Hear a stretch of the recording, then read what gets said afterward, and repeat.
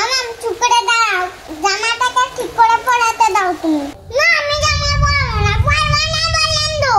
দেখো এমন করলে আমাদের দেরি হয়ে যাবে সোনা, চুপটি করে দাও। না আমি দাঁড়াবো না,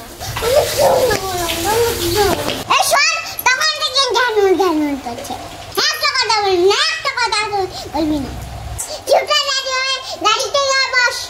মাথা না মা, যখন আজকে যেতে চাইছে না তখন আর একটা দিন থেকে যাও না মা।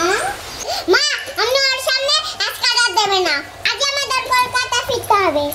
ও মা এখনো তো ছুটি শেষ হয়নি, আর রাত বলে একটু ওকে বলবো। বাড়ির বউকে ঘরে ছেড়ে যেতে আছে। উফ থামুন তো মা, আপনি লক্ষ্মী বাজারটা কি হয়েছে? এমনিতে কটা দিন এখানে এসে আমার দম বন্ধ লাগছে। না আছে স্বাস্থ্যকর পরিবেশ, না আছে ভালো খাবার দাবার। আর একটা মুহূর্ত আমি এখানে থাকবো না।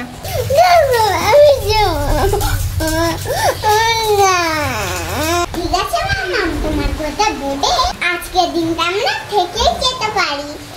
আশ্চর্য তো, কি বলছো তুমি এসব? থেকে যেতে পারি মানে কি? এই তো তোমার সাথে কথা হলো, আমরা কলকাতায় ফিরে যাচ্ছি। হ্যাঁ কিন্তু মা যখন বলছে বাড়িতে লক্ষ্মী পুজোটা হয়ে যাক তবে। শোনো তুমি ভালো করেই জানো এই পরিবেশে আমি অভ্যস্ত নেই।